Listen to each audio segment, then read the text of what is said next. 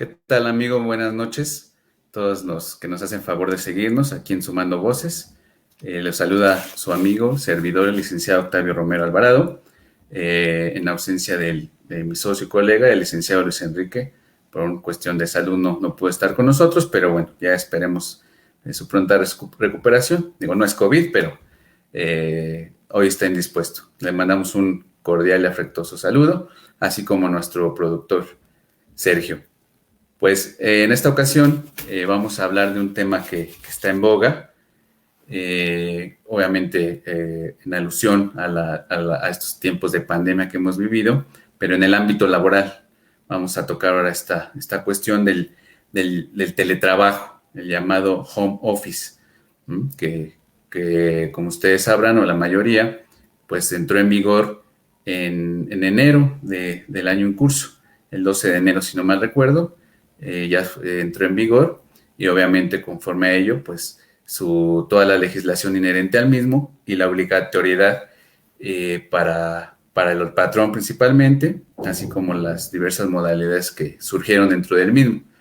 En fin, vamos a hablar primeramente de un poco de los antecedentes del teletrabajo. A nivel internacional, esta modalidad ya existía, estaba regulada en algunas tipificaciones, códigos de diversos países, Colombia, en Sudamérica, en Europa no se diga, hay un acuerdo ahí muy importante donde se consagran principios fundamentales y básicos que regulan esta modalidad, el teletrabajo. En México no es nuevo, ya había algunas iniciativas impulsadas, algunas propuestas por nuestros legisladores, principalmente, y la que ha tenido mayor peso fue una que se estableció, bueno, se propuso en el año de 2018, en octubre, si no mal recuerdo, una senadora del PAN formuló la propuesta y es la que más se adecuó a lo que tenemos ahorita. Obviamente, insisto, por el tema de la pandemia, pues se tuvo que agilizar su impulso y su promulgación, ¿no? Y entrada en vigor por consecuencia. Pero insisto, no es nuevo el tema, ya estaba en discusiones ante los grupos parlamentarios y, y con base en los tiempos actuales, pues se tuvo que dar mayor celeridad.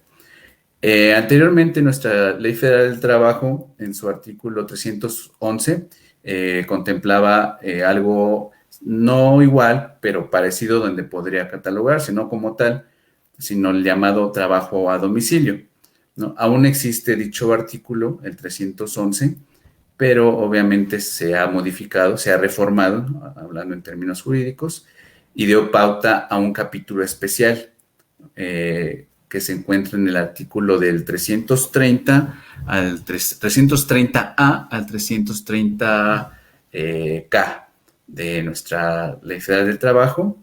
Es un capítulo, el 12º bis, y así se denomina, tal cual como lo vamos a exponer hoy, que es el teletrabajo.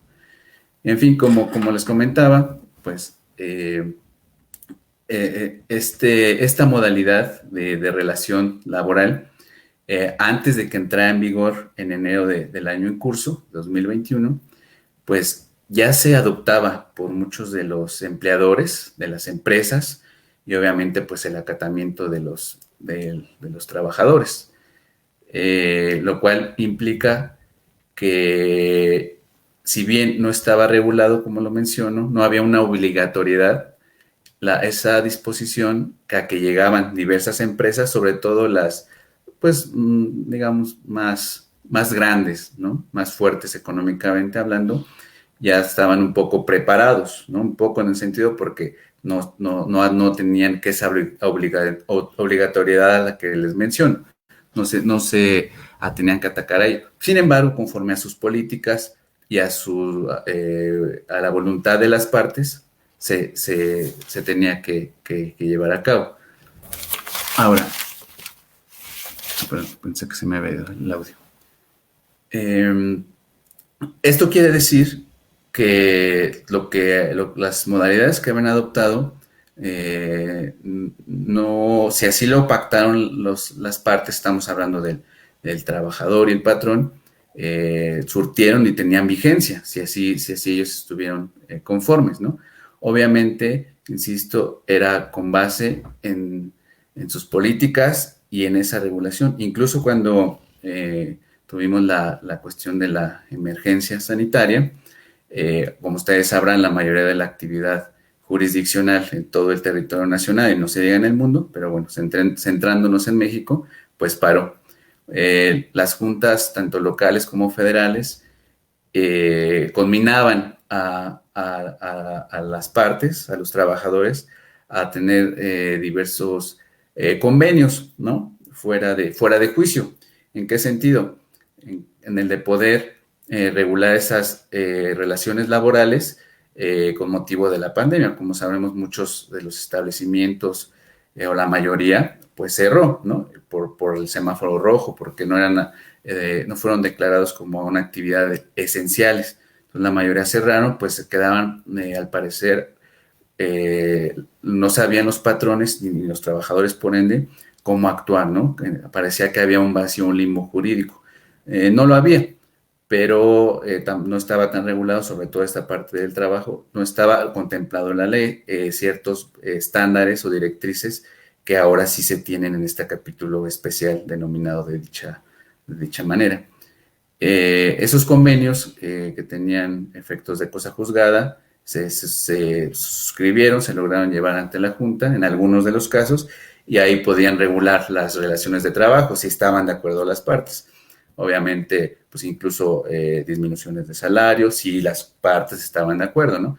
Conforme a la ley, recordemos que esta no fue una contingencia, hablando en términos laborales, fue una emergencia sanitaria. ¿Qué implica esto? En una contingencia en términos laborales, pues implicaría el pago del salario de un mes y los demás subsecuentes meses también pagaderos. En una emergencia no se interrumpía, ¿no? Entonces ahí había un medio vacío, o más que vacío, una falta de interpretación de la ley, ¿no? Porque como todos lo sabemos, esta emergencia nos sorprendió a todos, no hubo país que estuviera preparado, nadie, no hubo empresa, no hubo persona humana que pues, estuviéramos preparados para esto, pero en fin, habíamos que adaptarnos y acatar lo que nuestra legislación contemplara. En fin, como les comentaba, pues muchas de las empresas, antes de que entrara en vigor la ley, bueno, el apartado, el capítulo que les menciono, pues ya lo habían adoptado, ¿no? Y que ustedes sabrán, yo creo que todos tenemos un familiar, uno mismo, ¿no? Que desde su domicilio llevaba las conferencias, el trabajo, y lo que insisto, en lo cual no quiere decir que sea ilícito. Si así lo acordaron, lo pactaron, adelante, ¿no? Pero ya actualmente ya existe esa obligatoriedad, ya existen esos supuestos jurídicos, esos lineamientos que tiene que acatar tanto el patrón como el trabajador. Entonces eso quería dejarlo claro para como antecedente, ¿no? de esta cuestión. Voy a permitirme leer unos artículos, no todos, de la Ley Federal del Trabajo que competen obviamente a lo que estamos tratando, que son muy importantes y obviamente platicaremos algunos aspectos medulares, pero sí es importante que ojalá ustedes lo puedan leer, acercarse, y cualquier duda pues estamos a sus órdenes, ¿no? Insisto, este capítulo es el 12º bis que se encuentra regulado en el artículo 330A en la Ley Federal del Trabajo, y voy a leer no todos los artículos porque son bastantes y muy amplios, pero partes importantes creo que sí debemos hacérselas saber, ¿no? Miren, empezaré con el 330 que establece lo siguiente. El teletrabajo es una forma de organización laboral subordinada que consiste en el desempeño de actividades remuneradas en lugares distintos al establecimiento o establecimientos del patrón, por lo que no se requiere la presencia física de la persona trabajadora bajo la modalidad de teletrabajo. en el centro de trabajo, utilizando primordialmente las tecnologías de la información y comunicación para el contacto y mando entre la persona trabajadora bajo la modalidad de teletrabajo y el patrón. Segundo párrafo establece, la persona trabajadora bajo la modalidad de teletrabajo será quien preste sus servicios personal, remunerado y subordinado en lugar distinto a las instalaciones de la empresa o fuente de trabajo del patrón y utilice las tecnologías de la información y la comunicación. Para efectos de modalidad de trabajo, se entenderá por tecnologías de la información y la comunicación al conjunto de servicios, infraestructura, redes, software, aplicación informática, dispositivos que se tienen como propósito facilitar las tareas y funciones en los centros de trabajo, así como las que se necesitan para la gestión y transformación de la información, en particular los componentes tecnológicos que permiten crear, modificar, almacenar, proteger y recuperar esa información.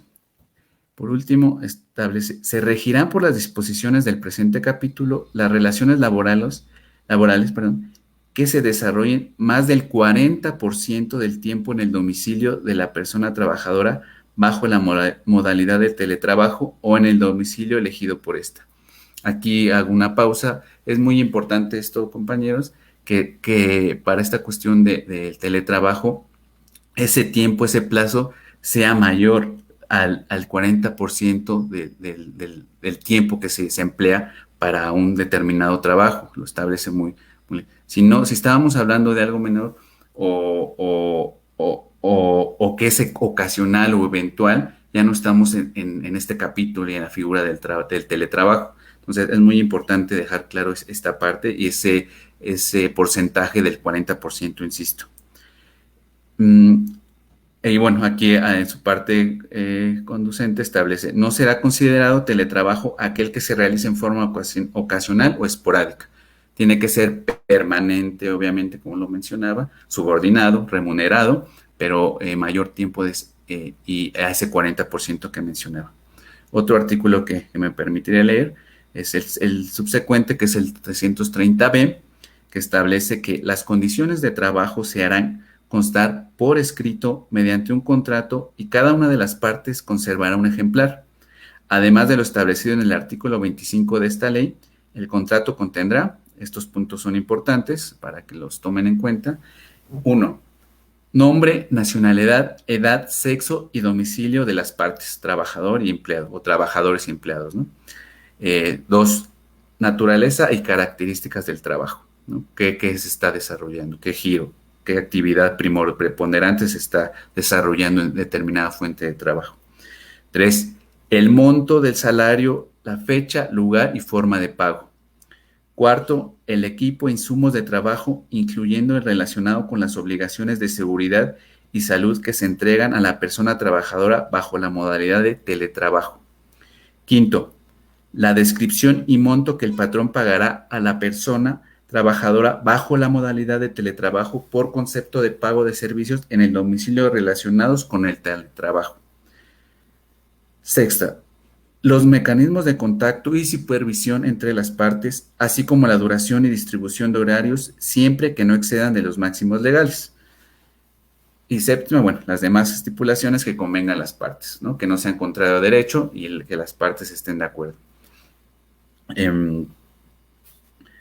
Aquí, bueno, este es otro artículo importante. Leeré otro porque son otros dos, porque son bastantes, y ya para señalar algunos aspectos o características primordiales en virtud del tiempo.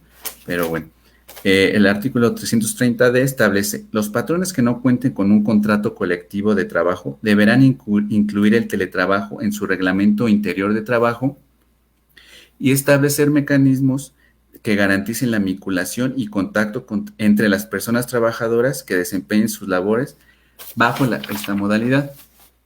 ¿Y qué deberán hacer el patrón? Estos puntos son importantes, ¿no? Ustedes como patrones, empleadores, que los tomen en cuenta.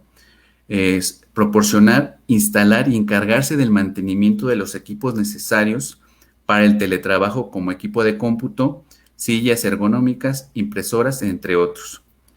Recibir oportunamente el trabajo y pagar los salarios en la forma y fechas estipuladas, tal cual, como si fuera la relación laboral normal, digamos, ¿no? La que estamos acostumbrados. 3. Asumir los costos derivados del trabajo a través de la modalidad de teletrabajo, incluyendo, en su caso, el pago de servicios de telecomunicaciones y la parte proporcional de electricidad. Ahí hay que tomar en cuenta eso. Cuarto, llevar registro de los insumos entregados a las personas trabajadoras bajo la modalidad de teletrabajo, en cumplimiento a las disposiciones en materia de seguridad y salud en el trabajo establecidas por la Secretaría del Trabajo y Previsión Social. Quinto, implementar mecanismos que preserven la seguridad de la información y datos utilizados de las personas trabajadoras en la modalidad de trabajo. Sexto, respetar el derecho a la desconexión de las personas trabajadoras, esto es muy importante, en la modalidad de teletrabajo al término de la jornada laboral. Digo, todos sabemos, lo hemos vivido, que todavía no inicia nuestro horario laboral, nuestra jornada laboral, y ya nos están llamando, ¿no? O termina y están llamando. Es el llamado derecho a la desconexión. El patrón tiene que respetar esa jornada laboral, que como sabemos en nuestra legislación establece 3, que es la diurna, la vespertina y la mixta, ¿no? Y no debe rebasarse 8 horas, ¿no? Serían extras las siguientes. Pero es muy importante que tengamos en cuenta este derecho a la desconexión, ¿no? No por el hecho de estar en nuestra casa o en un viaje en el tren, en el barco, etcétera, con un móvil, pues cualquier momento.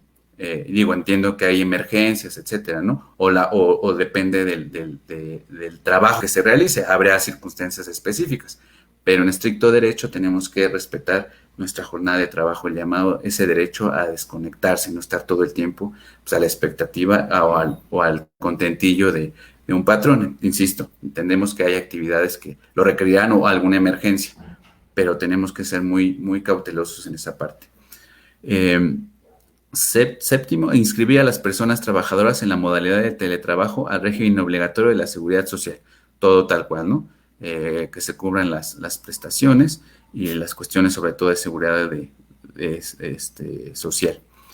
Y octavo, establecer los mecanismos de capacitación, asesoría necesarios para garantizar la adaptación, aprendizaje y el uso adecuado de las tecnologías de la información de las personas trabajadoras en la modalidad de teletrabajo, con especial énfasis en aquellas que cambien de modalidad presencial a trabajo. Bueno, voy a leer este acorde al siguiente artículo, que nada más lo voy a rápido, dice 330G. El cambio de la modalidad de presencial a teletrabajo deberá ser voluntario, establecido por escrito, conforme al presente capítulo, salvo casos de fuerza mayor debidamente acreditada, ¿no? Sabemos que la emergencia sanitaria pues, fue un caso de fuerza mayor, pero aquí es algo muy importante, la voluntariedad, ¿no? Tienen que estar las partes de acuerdo para llevar que se siga bajo esa modalidad, o incluso si se adopta y el trabajador ya no quiere seguir con ello, tiene todo el derecho y la potestad de que se regrese a su trabajo, a su fuente de trabajo físicamente, obviamente si las condiciones lo permiten, ¿no? En fin, entonces es una de las cuestiones importantes a tratar, ¿no? Y por último, insisto, son muchos artículos, voy a leer otro que le hemos tocado este tema, ahorita se darán cuenta. 330H. El patrón debe promover el equilibrio de la relación laboral de las personas trabajadoras en la modalidad de trabajo a fin de que gocen de un trabajo digno, decente y de igualdad de trato en cuanto a remuneración, capacitación, formación, seguridad, acceso a mejores oportunidades laborales y demás condiciones que ampara el artículo 2 de la presente ley a los trabajadores presenciales que prestan sus servicios en la sede de la empresa. Asimismo, deberá observar una perspectiva de género que permita conciliar la vida personal y la disponibilidad de las personas trabajadoras bajo la modalidad del teletrabajo en la jornada laboral. Perspectiva de género, tema que hemos abordado en diversas sesiones, entonces me pareció importante tocar este artículo. Los conmino a que lean este capítulo, compañeros, es importante y cualquier duda, no duden en contactarnos. Bueno, pasando a aspectos generales, digo, ya tocamos el articulado, pero puntualizando en cuestiones muy específicas, ¿cuáles son las formas de teletrabajo que existen? Bueno, como lo sabemos, el trabajo en casa, ¿no? Ahorita nosotros estamos interactuando, su servidor está en su domicilio, interactuando, pues el más común, ¿no? De manera puntual, obviamente. El trabajo en móvil, como lo mencionamos, durante viajes en alguna parte del mundo, ¿no? Obviamente puede ser en un avión, en un tren, un barco, etcétera, ¿no? A través de un móvil con estas tecnologías, pues obviamente es ya más, están a nuestro alcance y más rápido. El domicilio propio de la empresa, ¿no? Puede habilitarse un área también, y si así acuerdan las partes, aunque no esté propiamente en una oficina, si hay una área específica para ello, donde se esté a través de esta tecnología de la información, ese es el punto medular, pues también es una forma del teletrabajo. Ok, bueno, me gustaría tocar aspectos, insisto, puntualizar, ya los mencioné, pero voy a recalcarlos, lo mencioné durante el articulado. ¿Y cuáles son las obligaciones específicas para el patrón, ¿no? En resumen, insisto, algunas de estas ya las hemos mencionado, pero las puntualizo. Es proporcionar, instalar y encargarse del mantenimiento de los equipos necesarios para el teletrabajo, ¿no? Esto es muy importante. El patrón debe proporcionar esas herramientas, ¿no? Y no solo eso, sino capacitar incluso la instalación. Hablemos de una computadora, e impresoras, como ya mencionamos, sillas, etcétera, que requieran el trabajador para el desempeño de sus funciones, ¿no? Digo, es muy fácil que, pues tienes tu computadora. No, no, no. Ya ahora es obligatoriedad proporcionar esas herramientas, ¿no? Para el trabajo. La herramienta es ¿no? En fin. Luego, recibir oportunamente el trabajo y pagar los salarios en la forma y fechas estipuladas, ya lo hemos mencionado, asumir los costos derivados del trabajo, implementar mecanismos que preserven la seguridad de la información, el derecho a la desconexión, un equilibrio en la relación laboral de las personas trabajadoras y observar la perspectiva de género. Sí, esto ya lo hemos mencionado, pero lo enfatizo nuevamente.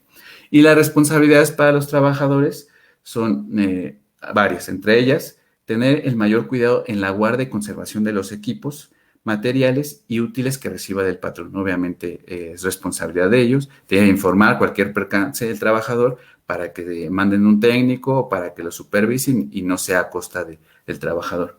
Informar con oportunidad sobre los costos pactados para el uso de los servicios de telecomunicaciones y el consumo de electricidad derivados del trabajo, que es muy importante que los trabajadores, los empleados, lleven, es un registro de la cuestión de Internet, de la luz, para que eso el patrón lo tiene que cubrir. Es una obligación del patrón cubrir. Obviamente es proporcional y acorde a lo que se está desempeñando, no la luz de toda la semana o que estás viendo Netflix, etcétera, ¿no? Obviamente es acorde a esas horas laboradas, pero sí será una obligación del patrón.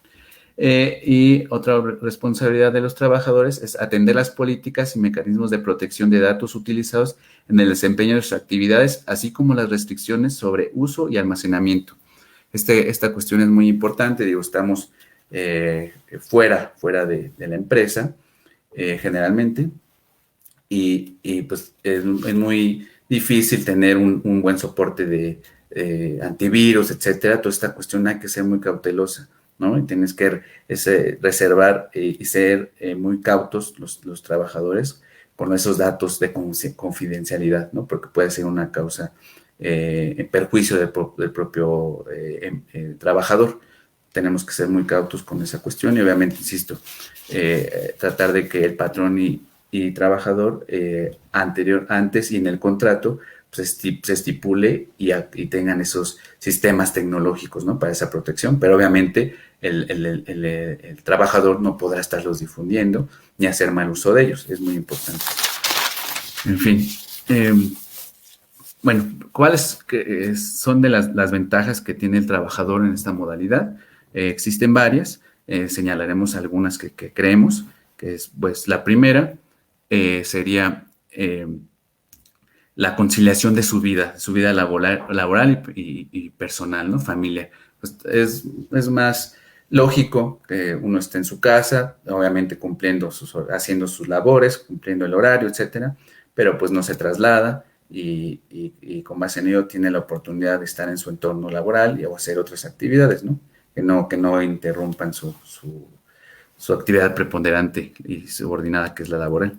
Menores gastos de traslado también, es lo que puede ser una ventaja. Mayor tiempo disponible, como decíamos. Incluso también mejora un acceso a las personas con discapacidad u otra matriz u otra, ¿no? No se trasladan, por lo mismo todas están muy relacionadas, pero serían de las ventajas que puede tener. Las desventajas del trabajador que creemos, pues el aislamiento, ¿no? Que esto ocasiona, luego no se da con la pandemia, el estrés, ¿no? El estrés, todo lo que vivimos. Y algunos consideran también que un mínimo desarrollo profesional, eso ya dependerá de cada quien. Estamos acostumbrados pues a interactuar con la sociedad, somos humanos, es nuestra esencia, y pues como los jóvenes, los niños, ¿no? En un aula, pues siempre será diferente la interacción.